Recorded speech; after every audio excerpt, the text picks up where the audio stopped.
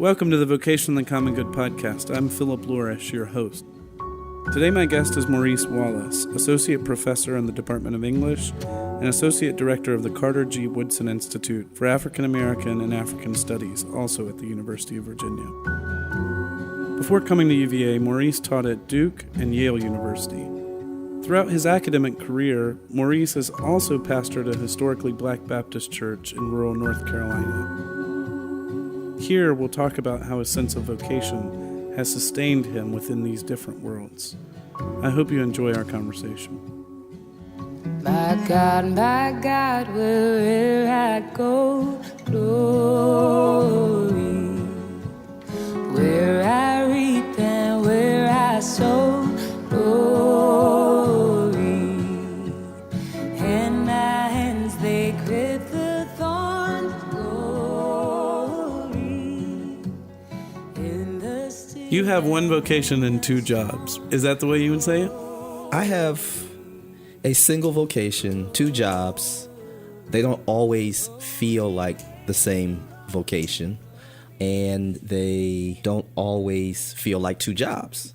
In the better moments, my serving a congregation and serving my students feels like the same thing. Then, of course, there are times when my life feels like I am, to borrow a phrase from a theologian named Howard Thurman, it feels like my life is at cross purposes. I have lived a very frenetic life on the one hand. On the other hand, I have to say that I have never been more fulfilled in my life than when I have been engaged in both jobs simultaneously. My one job is in Virginia, at University of Virginia, and the other, until very recently, was in North Carolina, teaching college students and pastoring an intimate, mostly African-American church. So yes, you've aptly described the way I have lived my life these past 10 years at least. It's been that long. Yeah, it's been that long. Except to say that for some time I was serving a church and teaching in the same city. It's only been in the last 4 years that I was serving a church in one city and teaching in another. Did you have students that were also members or attenders of your church? Interestingly, we had a good number of graduate students who knew me from the classroom, but also were interested in developing their own faith walks. And so without much of anything in the way of explicit invitation by me, they showed up. I think what was very valuable about that experience for them and me was my modeling something that they hadn't seen much of and that some of them actually aspired toward. I did not aspire toward being bivocational. I accepted the invitation to serve, and I did my best to be a good academic. The overlap was really important to me. I hope it was important to them because it also affirmed me. Mm-hmm. Like their presence affirmed something in me that I don't think they ever fully appreciated. I hope that my modeling something for them gave them at least some courage to think about serving and being an academic, though I'm not altogether sure I recommend it. Yeah. How did you come to decide to accept that invitation? I was a graduate student pursuing a PhD in English literature that I decided upon almost at the same time that I was also considering seminary. It turns out that I chose the academic path without sort of altogether abandoning hopes for seminary. I went to graduate school, found myself in a church that I really cared a lot about. And it was not that church specifically, but a neighbor church that had a pastoral search going.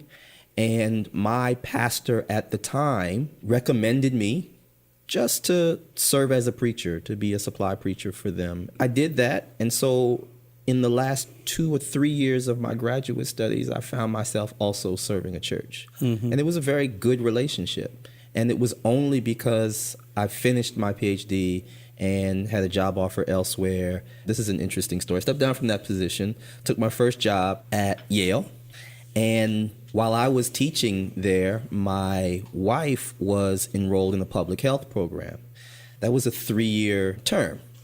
When she finished her program in epidemiology and public health, she was offered a position at Duke Health System, where we'd just come from. Heading home. So she accepted their offer, and the church I formerly pastored knew that if she was coming to Durham, I wasn't going to be far behind. So they asked me to resume my pastorate there. And what that allowed for was regular travel from New Haven to Raleigh-Durham so I could see my wife. So it was a nice deal. You've been commuting for a while. Yeah, I have been.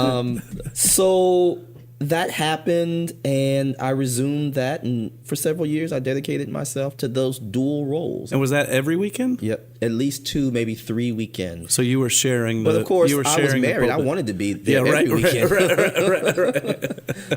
The tougher thing was going back to New Haven. It wasn't getting to Raleigh-Durham. Yeah, right. So you were sharing the pulpit at that point? Yes. Who was on the team? Well, understand that this was a traditional, rural, African-American mainline Baptist congregation, which meant it was very family-oriented, that there were probably 4 or 5 big families in the congregation, and those 4 or 5 big families made up about 150 people or more. And in that tradition, your senior pastor is your lead pastor, is your primary teacher, is your Bible study instructor, is your chief executive officer. You're there for hospital visits, you're there for funerals, you're there for weddings, family reunions, house blessings, all of that. But it was a very important time for relationship building with me and coming to really know community intimately. So I did it all with the exception of maybe 2 or 3 unpaid associates who were looked to fill in things between the major events or the major liturgical matters. So if I was responsible for the preaching or teaching, then someone else would be available to offer the community prayer, or someone else would be able to perhaps do a blessing of a house if I'm not there, or those things that required somewhat less investment of time and energy, but obviously no less important than those other matters that I was responsible for. So I had a little help, but with the exception of the pastor and music leaders, this is entirely volunteer enterprise. So any help I had was by people who, thank goodness that they had it, thank God for them, who felt a sense of vocation of their own. And that sense of vocation compelled them to freely give their time and energy in support of what I was trying to accomplish, as we say, the under shepherd of that flock. Was there ever any friction there with you being up north in New Haven for the week, absent from the flock? No. See, there's a history that's worth remembering here that preceded me. And the history depends on remembering that this is a rural congregation, which means that for generations, this church met twice monthly because there were certain Sundays that were designated work days, right, as folks who raised tobacco. And it also meant that they shared a pastor with another charge, perhaps 3 miles away. And there were families from one church that married into families at another church. So it was a wide community that sort of understood how important it was to share resources, not the least resource being the pastor preacher. So my congregation was accustomed to a kind of self-pastoral care in the absence of a senior pastor on whom most of those responsibilities have come to fall. So though they would have liked me to be present during the week much more often, they were not unhappy. I think they liked the idea of having a dedicated pastor that was theirs, whom they did not have to share, nor did any of the other churches in the area have to share a pastor by this time.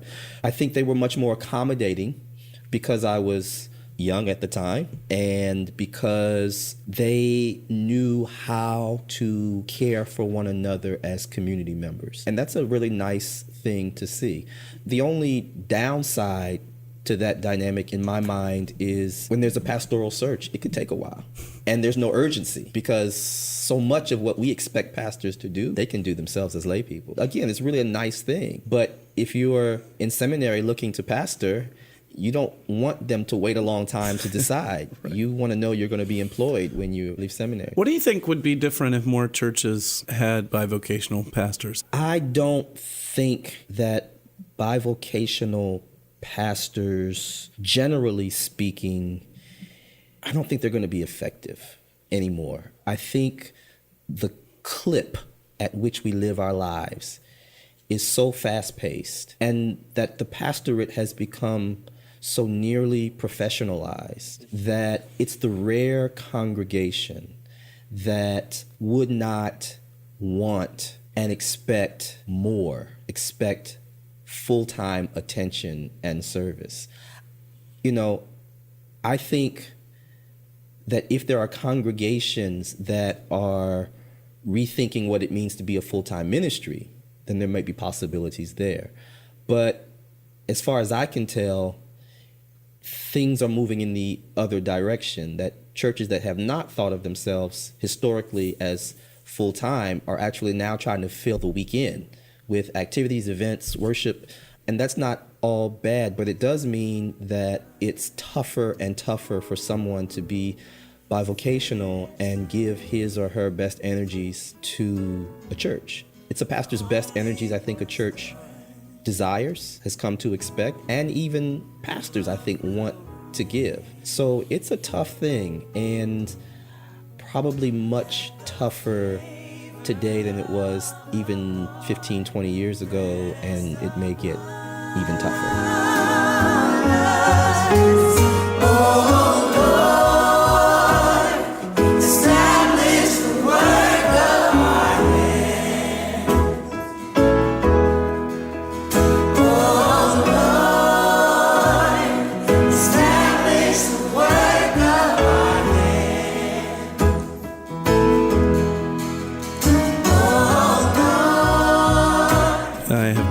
Really intrigued about what it would feel like and what it would be to deliver sermons as a sort of unique public speech act. Mm-hmm. And given your attention to craft, attention to words, attention to different forms of public speech, I'm wondering how you think about preaching, particularly as it relates to other forms of talk you do. I am certainly my own worst critic, but I have critical sensibilities.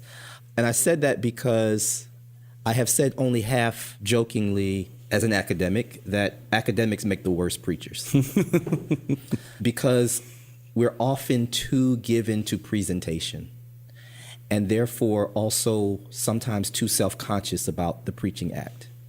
I love language, and preaching lets me play a bit with language, lets me relish in language, but that's also risky because one can become so playful, so self-indulgent that you actually alienate the people whose attention you're trying to draw. You get a little too cute? It's not even just cuteness. It's sometimes cuteness, but it's also just methodical presentation. Right? You want the right introduction, you want, your 3 points, you want a rousing conclusion, and things should be nicely packaged. When, to my mind, the best preaching isn't so neatly packaged. It comes from a place that is certainly in one's head to some degree, but really speaks from the gut more so than the head. In my experience, that connects with people. And I think the folks I look at, I see from the pulpit on Sunday mornings, they're looking to be connected to God, but through you. And so the academic style of presentation has been less effective in my own experience. Let me put it that way. And it matters where you are and who your audience is. I get that. But my congregation was not full of academics. Maybe 50% college educated, which is to say, therefore, sort of familiar with a more academic manner of preaching. But then there are those who want something visceral and want to know that these aren't theories, this is experiential. And so that's sometimes a challenge for me, I have to admit, because I'm an academic and I don't apologize for being an academic. I'm an intellectual. I have come to a place where I no longer apologize for that in the context of preaching and pastoring. And I think for me, my relationship with an intimate congregation has afforded me certain flexibilities, which means if I want to make an argument, they'll allow that, just not every week.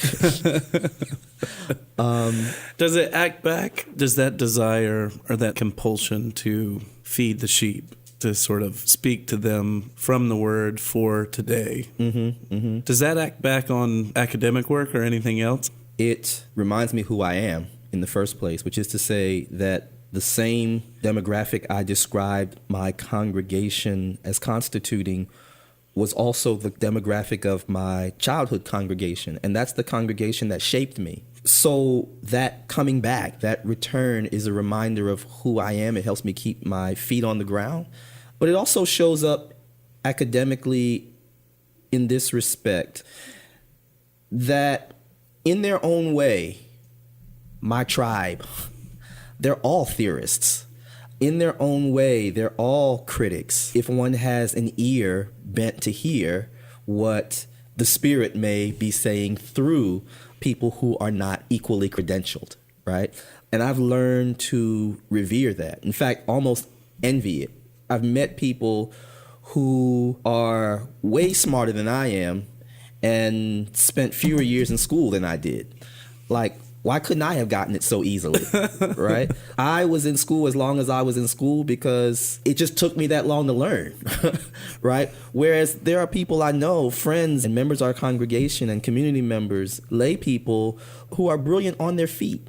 So I've learned to test my academic ideas by imagining that those who I sit in front of or stand in front of on a Sunday morning, how they might respond to it, how they might critique it, or even how their lives, in as much as I know them, shape up compared to what I think I am offering by way of knowledge. I often think of myself, frankly, as a translator, right? I've credentialed in a particular way. There's a particular lexicon that's familiar to me now. What I write about may not be things that the average member of my congregation would write in such language. I'm translating it for a new audience. The things I think I know that I'm telling you, they taught me, just in a language that I know well, I know intimately, and can convey to others. So much of what I do is translation work. That's tough sometimes in this respect, when you have, to use some academic language, competing epistemes. There we go. Right? So I may make an academic presentation that is based on theories that my tribe has sort of given voice to in non-theoretical language. They made it plain. They made it plain. And it bumps up against sometimes the things that we have been conditioned, socialized, educated into knowing. Or, and this is probably more often the case, that ways of knowing are different, right? I spoke earlier about the desire for the viscerally preached sermon. That experience, that viscerality, is a source of knowledge. You know, we are regularly in our larger society denigrating the value of feeling. Emotion is irrational and therefore cannot be trusted as a source of knowledge, we say. But in fact, I submit that emotions are an intelligence as well. And trusting that need not be always in competition with our sort of reflex to appeal to the rational. And so, again, these are both very fruitful kinds of engagements for me, but sometimes very challenging when there are competing epistemologies. And I sometimes find myself sort of challenging what we all accept, because by way of our post-Enlightenment rational habits of thought, we've just accepted. Would you say then that critics are more in tune with the gut, that the role of the critic is to pay attention to the ways that those of us that have trained ourselves to outthink our own initial instincts? You know, I hesitate to describe the critic that way, except I wouldn't hesitate to describe the artist that way. And to the degree that artists are also critics, then yes. So I'm profoundly influenced by James Baldwin's writing, who thought and wrote quite a bit about the sensibilities and sensitivities of artists. He called them poets, but he meant all artists. And I have come to accept that there is a unique aptitude, a capacity in artists. First, if you self-identify as an artist, then you probably are an artist, because I think we live in a historical moment where artists aren't afforded a great deal of the respect that artists deserve. That's likely because, if I follow James Baldwin's thought, artists at their best are disturbers of the peace. And so disturbers of the peace, disturbers of the status quo, are not always esteemed. They're not always institutionally savvy. Exactly. I think this is why artists are so important to us. I think that the artist's relationship to his or her society is nearly unique, and that at their best, artists are preachers and prophets. Baldwin certainly was. No one would dispute that he wasn't, in fact, both of those things. And biographically speaking, from the age of 14 to 17, he was a preacher in his family Pentecostal church in Harlem, as a matter of fact. I'm very influenced by his thinking about the identity and the vocation of the artist, and the artist as a critic, and the artist as helping us all to see past what is, and to both get to the bottom of and see beyond. Did he have to be as much of an institutional dissident as he was? I mean, my sense of Baldwin was that there was a certain type of critical distance that he felt compelled to retain. I think so, but of course, remember that it wasn't altogether voluntary, right? He was black, he was poor, he was gay. From a certain point of view, that shaped his critical capacities, right? That sharpened his critical capacities. He embraced then that exile status and assumed a position, a perspective that allowed him to see more clearly, more vividly, more critically the forest, because he wasn't that close to the trees. Be to God, the maker.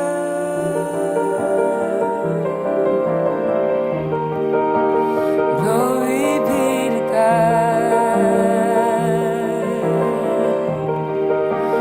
Glory be to God. All glory, all glory be to God. All glory, all glory be to God. All glory, all glory be to God. All glory, the maker.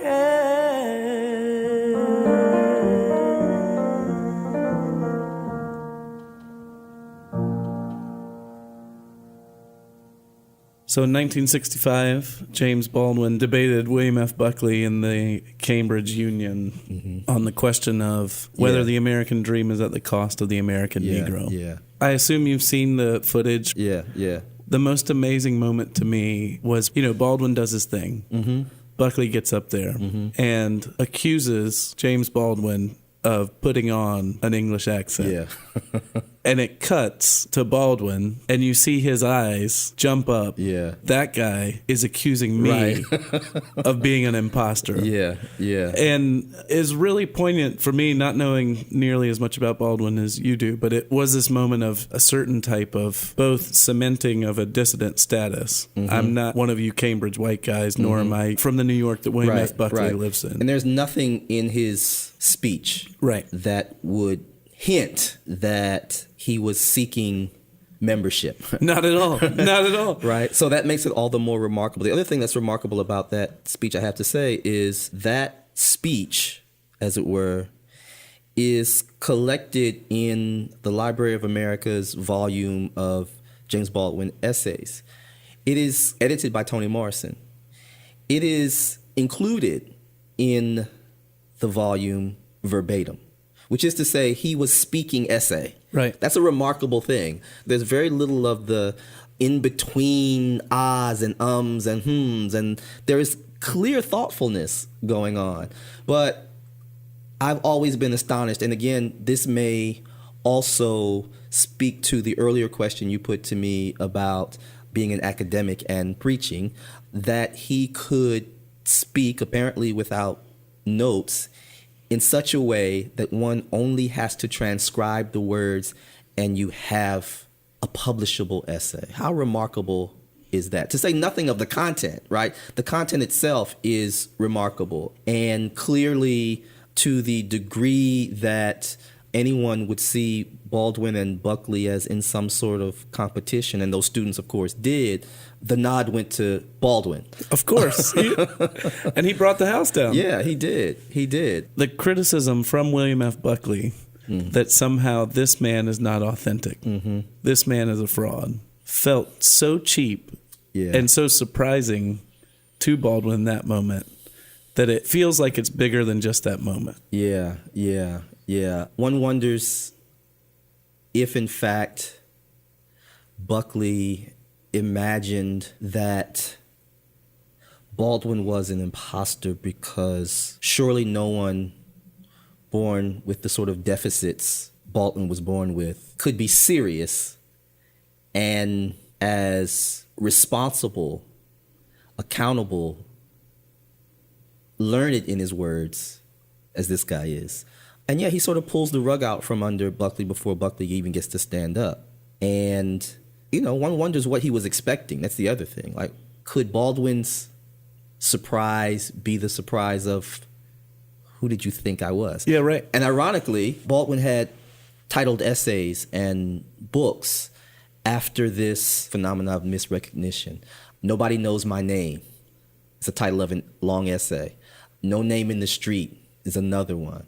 And this feeling of either invisibility or misrecognition may well have been dramatized in that moment. That cutaway represents a thing that Baldwin knows about himself or others' perception of him, regrets, and yet can't escape it. Like, Buckley doesn't know my name.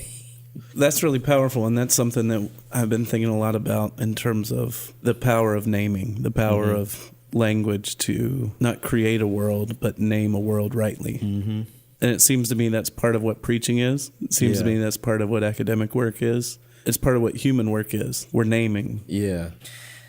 Preaching is all the more challenging for anyone because we're called upon to name the world in a limited space of time with the attention afforded us by the people in front of us being limited as well. That's a hard thing to do. It's a hard thing to have language at hand. It's a hard thing to paint a picture on the clock, which is not an appeal for longer preaching time, so much as it is to point to the ways in which, as beautiful and powerful as language can be, there are totalizing influences in our everyday lives that make that responsibility all the more challenging. And so it goes back to your question about bivocationality and the challenge of it. If your time is already purchased by another employer, then that's time that's not spent trying to name the world we inhabit. Give voice to experience, whether that experience be joyful or mournful. It's just not a lot of time to connect, to facilitate connection with earth and the divine. Oh, we labor on to glory, till heaven and earth are one. Oh, we labor on to glory, until God's kingdom comes. Vocation in the Common Good is a production of New City Commons and the Narrativo Group. This episode was produced by Mike Cosper and Philip Lourish. It was edited by TJ Hester, and it was mixed by Mark Owens. Rain it pours and beats the ground. Oh,